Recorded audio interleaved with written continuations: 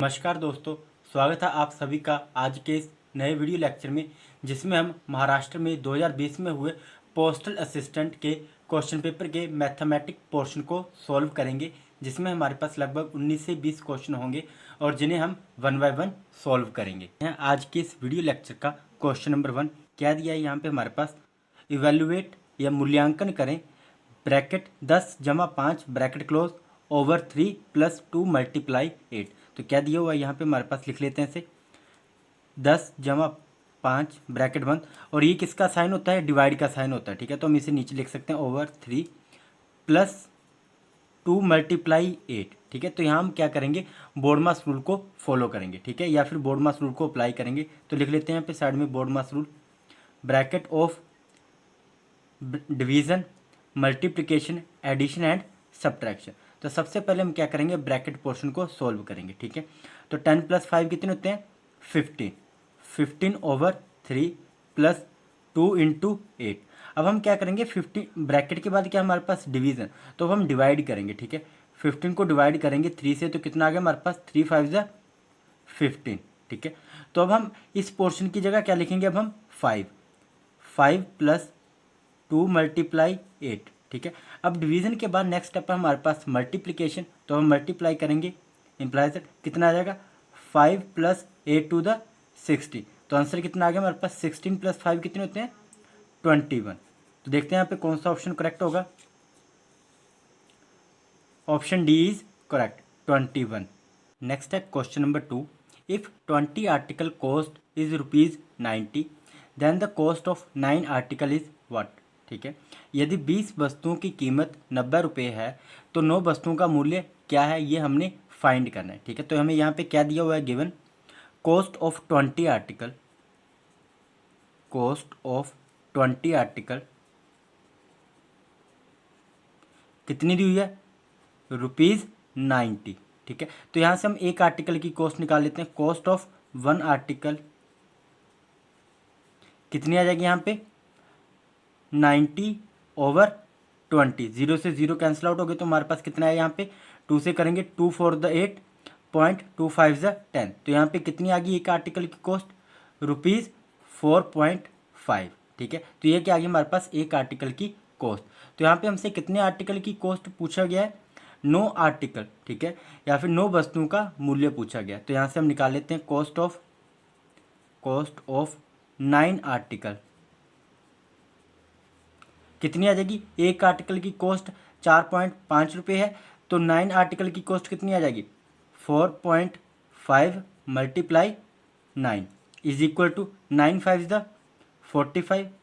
ठीक है, कितने होते हैं, 9 × 5 = 45, कैरी कितना गया 4, 9 × 4 = 36 + 4 40। तो कितना आ गया हमारे पास, 40.5 रुपीज़ या फिर 40.50 रुपीज़। तो ये क्या आ गया हमारे पास, कॉस्ट ऑफ 9 आर्टिकल। तो देखते हैं यहाँ पे कौन सा ऑप्शन करेक्ट होगा।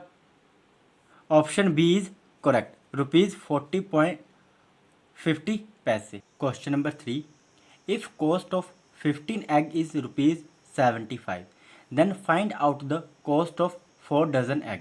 यदि 15 अंडों का मूल्य 75 रुपये है तो 4 दर्जन अंडों का मूल्य ज्ञात कीजिए। ठीक है, तो यहाँ पे हमारे पास क्या गिवन दिया हुआ है, कॉस्ट ऑफ 15 एग कितनी दी हुई है, cost of 15 egg 75 rupees, 75 rupees. तो यहाँ से हम एक एग की कॉस्ट निकाल सकते हैं, cost of 1 egg is equal to कितनी आ जाएगी, 75 over 15, 15 × 1 = 15, 15 × 5 = 75 is equal to 5 rupees. तो एक एग की कॉस्ट कितनी आ गई, 5 रुपीज़। ठीक है, तो यहाँ पे हमसे पूछा गया find out the cost of 4 dozen egg. ठीक है, तो 1 डजन इज इक्वल टू कितना होता है, 1 डजन इज इक्वल टू 12 के इक्वल होता है। ठीक है, तो यहाँ से हमने एक एग की कॉस्ट निकाल ली, तो यहाँ पे अब हम 1 डजन की कॉस्ट निकाल लेते हैं। ठीक है, cost of 1 dozen egg is equal to कितना आ जाएगा, 1 डजन में कितने एग होंगे, 12, और एक एग का कॉस्ट प्राइस कितना है, 5, या फिर एक एग की कॉस्ट कितनी है, 5 रुपीज़। तो 12 × 5 इज इक्वल टू 60। तो कॉस्ट ऑफ 1 डजन एग्स कितनी आ गई 60 रुपीज़। ठीक है, तो अब हमने क्या फाइंड करना है 4 डजन एग की कॉस्ट फाइंड करनी है। तो निकाल लेते हैं यहाँ पे cost of 4 dozen egg is equal to, एक डजन की कितनी है 60 रुपीज़, तो 4 डजन की कितनी आ जाएगी 60 multiply 4 is equal to 4 6 24 240 rupees. ठीक है, तो कॉस्ट ऑफ 4 डजन एग कितनी आ गई 240 रुपीज़। तो देखते हैं यहाँ पे कौन सा ऑप्शन करेक्ट होगा। Option A is correct. Question number 4, if the price of 23 toy is ₹276 then what will be the price of 12 toys. यदि 23 खिलौनों का मूल्य 276 रुपये है तो 12 खिलौनों का मूल्य क्या होगा। ठीक है, तो यहाँ पे हम लिख लेते हैं हमें क्या दिया हुआ है गिवन। हमें यहाँ पे प्राइस बताया हुआ 23 टॉयज़ का। ठीक है, तो लिख लेते हैं यहाँ पे cost of 23 toys, cost of 23 toys, 23 toys कितनी है 276 रुपीज़, 276 रुपीज़। ठीक है, तो यहाँ से हम एक टॉय की कॉस्ट निकाल लेंगे। Cost of 1 toy is equal to कितना आ जाएगा 276 ओवर 23। ठीक है, तो ये क्या आ गया हमारे पास कॉस्ट ऑफ 1 टॉय आ गया। ठीक है, तो हम इसे यहाँ पे कैंसिल आउट कर लेते हैं। 23 को अगर हम 12 से मल्टीप्लाई करेंगे, ठीक है, तो हमारे पास कितना आएगा 23 12 द 276, तो 23 1 द 23, 23 12 द 276, तो is equal to cost of 1 toy कितनी आ गई 12 रुपीज़। ठीक है, तो हमसे कितने टॉयज़ की कॉस्ट पूछी गई है यहाँ पे 12 टॉयज़ की। ठीक है, तो यहाँ पे निकाल लेते हैं cost of 12 toys is equal to, एक टॉय की कीमत कितनी है 12 रुपये। ठीक है, तो 12 टॉयज़ की कीमत कितनी आ जाएगी 12 multiply 12 is equal to 12 toys कितने होते हैं 144 रुपीज़। तो cost of 12 toys is equal to 144 rupees. तो कौन सा ऑप्शन करेक्ट होगा यहाँ पे, option A is correct 144। Question number 5, a certain number of man can finish a piece of work in 100 days. If there were 10 men less, it would take 10 days more for the work to be finished. How many men were there originally? एक निश्चित संख्या में पुरुष एक कार्य को 100 दिनों में पूरा कर सकते हैं। यदि 10 पुरुष कम होते तो कार्य समाप्त होने में 10 दिन अधिक लगते। मूल रूप से वहाँ कितने आदमी थे। ठीक है, तो हमने ये फाइंड करना है। ठीक है, तो यहाँ पे हम चेन रूल अप्लाई करेंगे। क्या चेन रूल, क्या क्या फॉर्मूला है, M1 D1 over W1 is equal to M2 D2 over W2। ठीक है, यहाँ पे हमारे पास जो वर्क है वो सेम है। ठीक है, means W1 is equal to W2 is equal to 1। ठीक है, यहाँ पे हमें मैन की एफिशिएंसी बताई हुई है, बट यहाँ पे हमें मैन नहीं बताए हुए हैं कितने। ठीक है, तो हमने मैन को क्या मान लिया यहाँ पे एक्स मल्टीप्लाई में, और ये बोला कि जो एक्स मैन है वो एक काम को कितने दिन में कंप्लीट कर रहे हैं 100 डे में, तो मल्टीप्लाई 100 डेज। ठीक है, और वर्क तो हमारे पास सेम ही है। ठीक है, कितना आ गया 1 इज इक्वल टू, यहाँ पे M2 क्या है हमारे पास, यहाँ पे बोला अगर 10 मैन कम होते। ठीक है, और 10 मैन कम है तो उस काम को ख़त्म करने में 10 दिन और अधिक लग रहे हैं। ठीक है, तो यहाँ पे लिख लेते हैं हम एक्स तो हमारे पास नंबर ऑफ मैन है, अब बोला उसमें से भी कितने कम होते 10 कम होते। ठीक है, तो उस काम को ख़त्म करने में 10 दिन अधिक लग रहे हैं। ठीक है, वैसे नॉर्मली 100 डे लग रहे हैं, बट जब 10 आदमी कम हो गए तो 10 दिन ज़्यादा लग रहे हैं। तो यहाँ पे कितना आ गया 110 ओवर 1।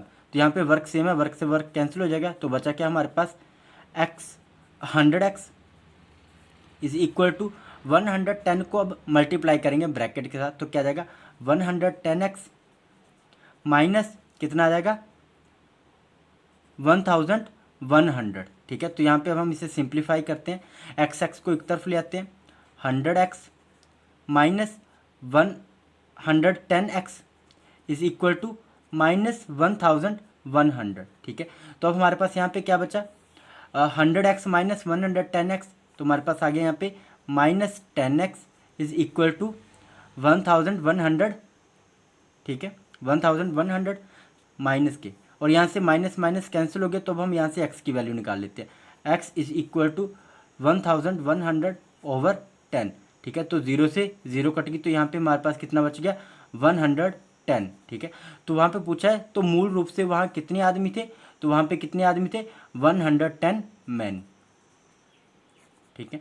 तो देखते हैं यहाँ पे कौन सा ऑप्शन करेक्ट होगा। Option D is correct, 110 man. Question number 6, a worker makes a toy in every 2 hours. If he work for 80 hours then how many toy will he make. एक मजदूर हर 2 घंटे में एक खिलौना बनाता है। यदि वो 80 घंटे काम करता है तो वह कितने खिलौने बनाएगा। तो यहाँ पे क्या बोला गया कि एक जो मजदूर है वो 2 घंटे में कितने खिलौने बना रहा है, एक, ठीक है। अब वहाँ पे हमें टाइम दे दिया कि वो 80 घंटे में कितने खिलौने बनाएगा, ठीक है। तो हम निकाल लेते हैं यहाँ पे। तो क्या बताया गया यहाँ पे हमारे पास, लिखते हैं वर्कर मेक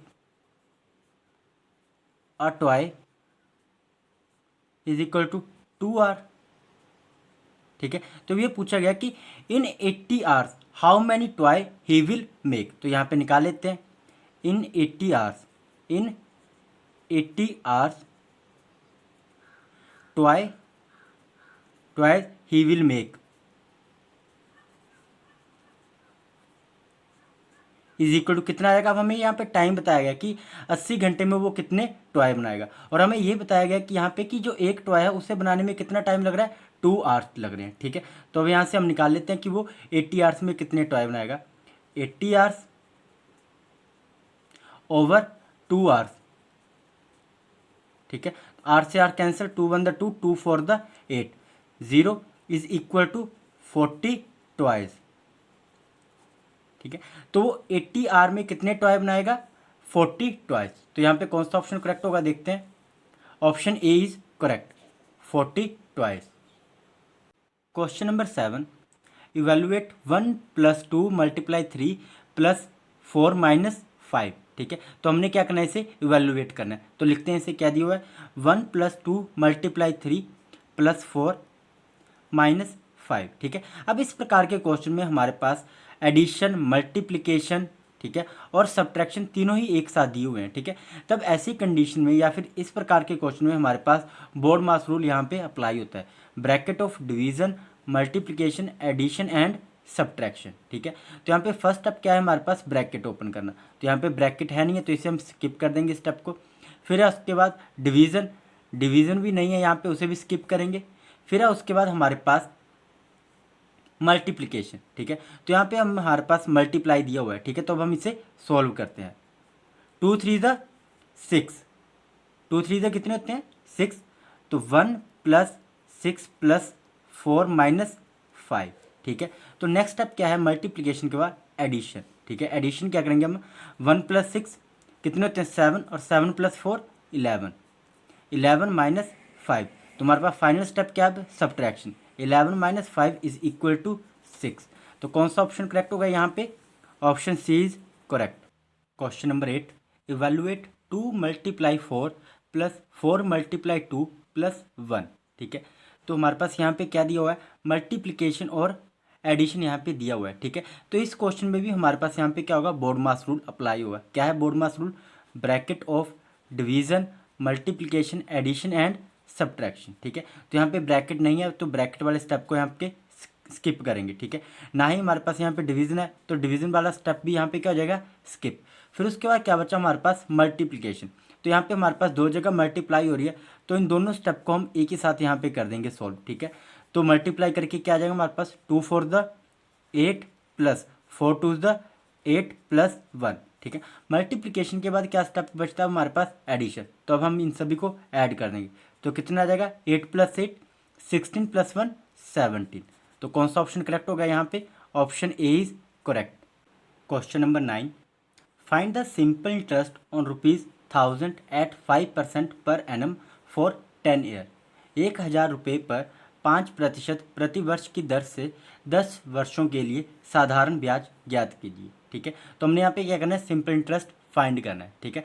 तो सिंपल इंटरेस्ट निकालने का क्या फॉर्मूला होता है, simple interest is equal to principal multiply rate multiply time over 100, ठीक है।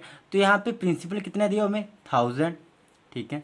और टाइम कितना दिया हमें यहाँ पे 10 ईयर, मल्टीप्लाई रेट कितना दिया हुआ 5%, 5/100, ठीक है। तो यहाँ से 0 से 0 कट गई, ठीक है, फिर 0 से 0, तो हमारे पास सिंपल इंटरेस्ट कितना आ गया यहाँ पे, simple interest is equal to 100 × 5 is equal to 500, ठीक है। तो देखते हैं यहाँ पे कौन सा ऑप्शन करेक्ट होगा।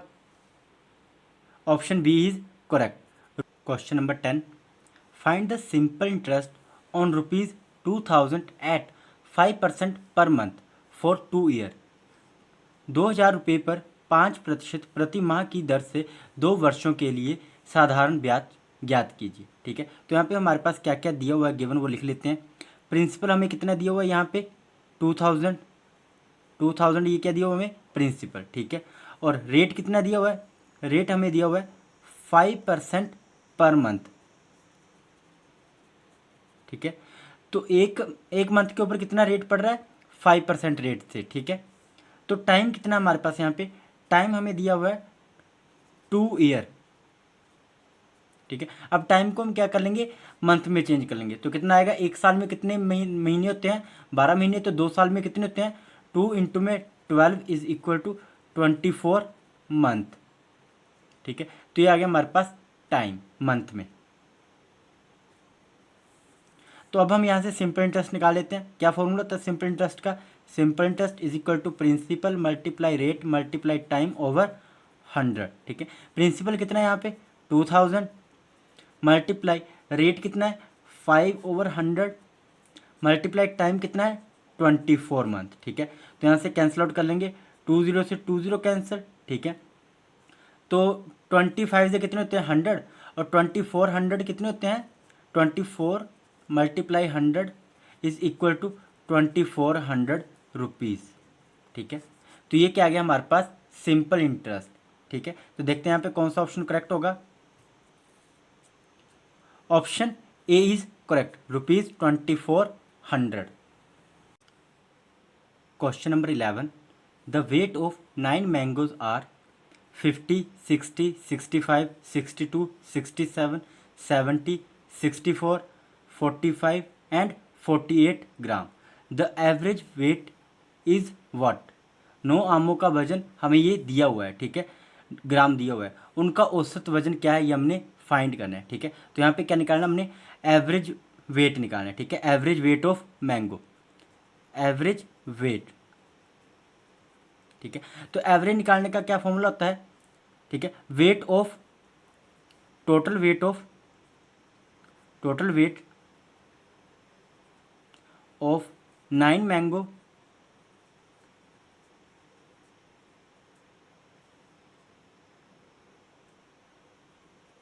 Over total number of mango, total number of mangoes, ठीक है। तो यहाँ पे टोटल वेट दिया हुआ हमें 9 मैंगोज का, वो निकाल लेते हैं। क्या है हमारे पास 50 + 60 + 65 + 62 + 67 + 70 + 64 + 45 + 48, ठीक है। तो ये हमारे पास टोटल कितने मैंगो है 9, 1 2 3 4 5 6 7 8 9, तो उनका ये अलग अलग वेट दिया हुआ है, ठीक है। तो हमने क्या निकालना है, नीचे क्या करेंगे डिवाइड किससे करेंगे टोटल नंबर ऑफ मैंगो से। तो कितने हैं टोटल नंबर ऑफ मैंगो 9, ठीक है। तो जब हम इसे टोटल को ऐड करेंगे तो हमारे पास कितना आ जाएगा 531/9, ठीक है। तो 9 से करेंगे डिवाइड कितना आ जाएगा 5319, 9 5 ज़ 45, 9 6 ज़ 54 होते हैं, ठीक है। तो 9 5 9 4 ज़ 9 5 ज़ 45, तो कितना आ गया 13 - 5 8 1, 9 9 ज़ 81, ठीक है। तो एवरेज वेट कितना आ गया इज इक्वल टू 59 ग्राम, ठीक है। तो देखते हैं यहाँ पे कौन सा ऑप्शन करेक्ट होगा। Option D is correct, 59 gram. Question number 12, the average weight of 5 girl is 50 kg. If a boy enter their group, the average increased by 5 kg. What is the weight of the boy? 5 लड़कियों का औसत वजन 50 kilo होता है, यदि कोई लड़का उनके समूह में प्रवेश करता है तो औसत में 5 किलोग्राम की वृद्धि होती है। लड़के का वजन कितना है? तो देखते हैं यहाँ पे हमारे पास क्या क्या गिवन दिया हुआ है। Average weight of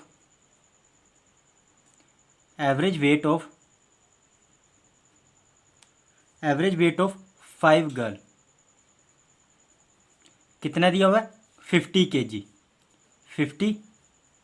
kg 50 kilogram. ठीक है, तो यहाँ से हम टोटल वेट निकाल लेते हैं। टोटल वेट कितना आ जाएगा? Total weight 50 × 5 is equal to 250 kg। ठीक है, अब ये आ गया उनका टोटल वेट आ गया कितना? 250 kg 5 गर्ल्स का। ठीक है, तो अब हुआ क्या, यहाँ पे बॉयज एंटर हुआ उनके ग्रुप में। बॉय एंटर इन ग्रुप, तो न्यू एवरेज कितनी आ गई? न्यू एवरेज एज या फिर न्यू एवरेज वेट कितना आ गया उनका? 5 ज़्यादा हो गया। ठीक है, तो 50 kg तो पहले था, प्लस 5 kg और इंक्रीज हो गया, तो कितना हो गया? 55 kg। ठीक है, तो यहाँ पे टोटल वेट निकाल लेते हैं। टोटल वेट कितना आ गया? 55 × कितना आ जाएगा? 6 इज इक्वल टू कितना होता है? 6 5 30 0 6 5 30 प्लस 3 कितने होते हैं? 33। तो अब यहाँ से हम निकाल लेते हैं वेट ऑफ बॉय कितना आ जाएगा? Is equal to 330 minus 250 is equal to कितना आ गया? 330 में से 250 कम किया तो कितना है? 0 से 0, 13 माइनस 5 8 और यहाँ पे 0, 80 kg। ठीक है, तो देखते हैं यहाँ पे कौन सा ऑप्शन करेक्ट होगा। Option B is correct, 80 kg। Question number 13, Ram buy an article of ₹1800 and sell it at 10% loss, find its selling price. ठीक है, राम 1800 रुपये की एक वस्तु खरीदता है और उसे 10% की हानि पर बेचता है, इसका विक्रय मूल्य ज्ञात कीजिए। ठीक है, तो यहाँ पे हमारे पास गिवन क्या दिया हुआ है, डाटा वो लिख लेते हैं। हमें कॉस्ट प्राइस दिया हुआ है। कॉस्ट प्राइस कितना दिया हुआ है? 1800 रुपये। ये क्या हमारे पास? Cost price. ठीक है, अब और क्या दिया हमारे पास? यहाँ पे लॉस दिया हुआ है। लॉस कितना हो रहा है? लॉस हो रहा है 10%। ठीक है, और यहाँ से हमने क्या निकालना है? सेलिंग प्राइस निकालना है। तो selling price is equal to क्या आ जाएगा हमारे पास? कॉस्ट प्राइस माइनस लॉस कितना हो रहा है? 10% हो रहा है कॉस्ट प्राइस पे, तो 10% ऑफ कॉस्ट प्राइस। तो यहाँ पे हम वैल्यू पुट करते हैं और निकाल लेते हैं। कॉस्ट प्राइस कितना है? 1800 माइनस 10/100 मल्टीप्लाई कॉस्ट प्राइस कितना है? 1800। ठीक है, तो यहाँ से 2 0 से 2 0 कैंसिल। ठीक है, तो कितना आ गया हमारे पास? 1800 माइनस 18 10 द 180। ठीक है, तो माइनस करके कितना आ गया हमारे पास? 1620 रुपीज़। ठीक है, तो ये क्या था हमारे पास? Selling price. तो देखते हैं यहाँ पे कौन सा ऑप्शन करेक्ट होगा। Option C is correct, 1620 rupees. Question number 14, a man buy a TV for ₹16,000 after 2 years he sell it for ₹12,800, find his loss percent. एक आदमी 16,000 रुपये में एक टीवी खरीदता है, 2 वर्ष बाद वो इसे 12,800 रुपये में बेचता है, उसकी हानि प्रतिशत ज्ञात कीजिए। ठीक है, तो यहाँ पे हमारे पास क्या गिवन दिया हुआ है, देखते हैं। यहाँ पे हमारे पास कॉस्ट प्राइस दिया हुआ है। कॉस्ट प्राइस कितना दिया हुआ है? कॉस्ट प्राइस दिया हुआ है यहाँ पे 16,000 रुपीज़। ठीक है, और सेलिंग प्राइस कितना दिया हुआ है? सेलिंग प्राइस दिया हुआ है 12,800 रुपीज़। ठीक है, तो हमने क्या निकालना है? लॉस निकालना है कि कितने % लॉस हुआ। तो लॉस निकालने का क्या फॉर्मूला होता है? Cost price minus selling price. तो कितना आएगा हमारे पास? 16,000 माइनस 12,800। जब हमने यहाँ पे सब्ट्रैक्ट किया तो कितना आ गया हमारे पास? 3,200 रुपीज़। तो लॉस कितना हुआ? 3,200 रुपीज़ का लॉस हुआ। तो हम यहाँ से लॉस परसेंट निकाल लेते हैं। लॉस परसेंट निकालने का फॉर्मूला क्या होता है? Loss over cost price, loss कितना हुआ 3200 रुपीज़ का, और कॉस्ट प्राइस कितना है 16,000 मल्टीप्लाई 100, तो 2 जीरो से 2 जीरो कट गई, 1 जीरो से ये जीरो, 16 1 द 16, 16 2 द 32 इज इक्वल टू 20%। तो लॉस कितना हुआ हमारे पास 20%। तो देखते हैं यहाँ पे कौन सा ऑप्शन करेक्ट है। Option A is correct, 20%। Question number 15, a man पे 12% income tax if his annual income is 75,000, how much does he पे एज इनकम टैक्स एनुअली। एक आदमी 12% आयकर का भुगतान करता है। यदि उसकी वार्षिक आय 75,000 रुपये है तो वह सालाना आयकर के रूप में कितना भुगतान करता है। ठीक है, तो निकाल लेते हैं यहाँ पे हमारे पास एनुअल इनकम कितनी है उसकी। एनुअल इनकम है उसकी 75,000 रुपीज़। ठीक है, और इनकम टैक्स कितना दे रहा वो, इनकम टैक्स कितने परसेंट है, इज इक्वल टू 12%। ठीक है, तो एनुअली वो कितना इनकम टैक्स या फिर कितना इनकम टैक्स एनुअली वो पे कर रहा है वो हम निकाल लेते हैं। ठीक है, तो कितना आ जाएगा हमारे पास, इज इक्वल टू 75,000 मल्टीप्लाई 12/100, तो 2 जीरो से 2 जीरो कट गई, तो क्या बच गया हमारे पास 750 multiply 12, 750 multiply 12 is equal to कितना आ गया हमारे पास 9,000 रुपीज़। ठीक है, तो वो एनुअली कितना इनकम टैक्स पे कर रहा है 9,000 रुपीज़। तो देखते हैं यहाँ पे कौन सा ऑप्शन करेक्ट होगा। Option C is correct, 9,000 rupees. Question number 16, a man spend 9% of his earning on house rent if the monthly rent that he pay is rupees 2,700, find his annual earning. एक आदमी अपनी कमाई का 9% मकान के किराए पर खर्च करता है।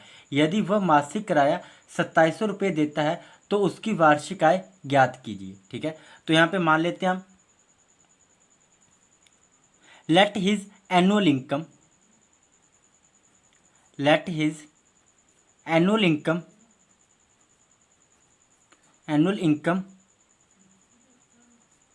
Is equal to X rupees. ये हमने उसकी एनुअल इनकम मान ली। ठीक है, अब अकॉर्डिंग टू क्वेश्चन वो क्या बोल रहा है 9% ऑफ हिज इनकम, जो कि हमने क्या मानी है एक्स। ठीक है, और वो जो मासिक किराया है वो एक मंथ का वो कितना है 2,700। ठीक है, तो यहाँ से हम एक्स की वैल्यू निकाल लेते हैं, तो 9/100 multiply X is equal to 2,700। ठीक है, तो यहाँ पे हम क्रॉस मल्टीप्लाई कर लेते हैं, X is equal to 2,700 multiply 100/9, 9 1 द 9, 9 3 द 27।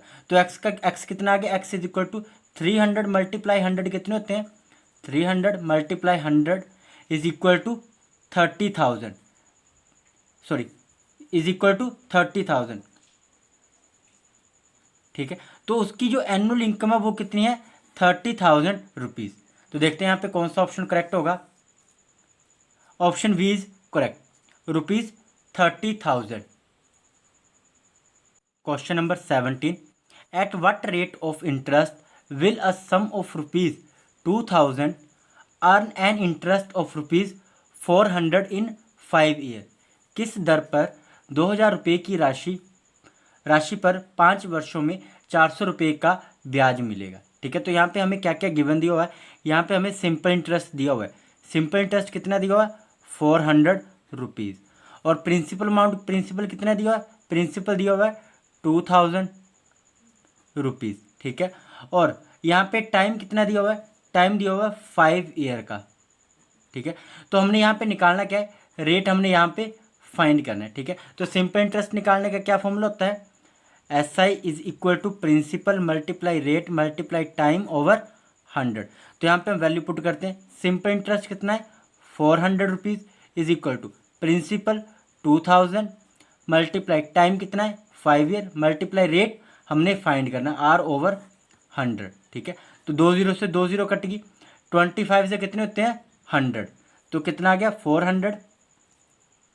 400 is equal to 100 multiply R। ठीक है, तो यहाँ से हम रेट निकाल लेते हैं, R is equal to rate is equal to 400 over 100, तो 100 वन द 100, 100 फॉर द 400, तो यहाँ पे रेट कितना आ गया हमारे पास, रेट इज इक्वल टू 4%, ठीक है। तो रेट कितना आ गया 4%। तो देखते हैं यहाँ पे कौन सा ऑप्शन करेक्ट होगा।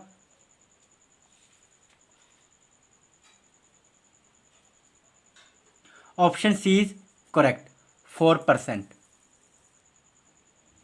Question number 18, 20 person can do a certain job in 5 days. How many person are required to do the same job in 25 days? 20 व्यक्ति एक निश्चित कार्य को 5 दिनों में कर सकते हैं। समान कार्य को 25 दिनों में करने के लिए कितने व्यक्तियों की आवश्यकता होगी? तो यहाँ पे हम क्या करेंगे, चेन रूल अप्लाई करेंगे। M1 D1 over W1 is equal to M2 D2 over W2, ठीक है। तो यहाँ पे जो हमारे पास W1 इज इक्वल टू किसके, W2 इज इक्वल टू 1, ठीक है। तो यहाँ पे जो वर्क है वो क्या है, सेम है, ठीक है। तो यहाँ पे क्या बोला है कि 20 पर्सन लग रहे हैं एक काम को ख़त्म करने के लिए, जो कि कितने दिनों में काम को ख़त्म कर रहे हैं, 5 दिनों में, ठीक है। तो कितने व्यक्ति उस सेम काम को 25 दिनों में ख़त्म कर पाएंगे? तो यहाँ पे हमने क्या करना है, फाइंड क्या करना है, यहाँ पे हमने how many person are required, तो ये हमने फाइंड करना है, ठीक है। तो यहाँ पे पुट करते हैं वैल्यू, कितने दिए हुए हैं, 20%, 20, तो कितने दिनों में ये काम खत्म कर रहे हैं, 5 दिनों में। 20 मल्टीप्लाई 5 ओवर वर्क क्या है, 1 unit is equal to M2 हमने निकालना है, ठीक है। M2 हमने निकालना और डेज हमें बताया हुआ है यहाँ पे कितने डेज में ख़त्म करेंगे वो, 25 डेज, और वर्क यहाँ पे भी सेम है। तो यहाँ पे वैल्यू निकाल लेते हैं। 25 से कितने होते हैं, 100 is equal to M2 multiply 25, तो M2 की वैल्यू यहाँ पे निकाल लेते हैं। M2 is equal to 100 over 25, 25 on the 25, 25 for the 100, ठीक है। तो M2 कितना आ गया हमारे पास यहाँ पे, M2 इज इक्वल टू 4, ठीक है। तो यहाँ पे कितने पर्सन की रिक्वायरमेंट होगी, 4 पर्सन, ठीक है। तो देखते हैं यहाँ पे कौन सा ऑप्शन करेक्ट होगा। Option A is correct, 4 person.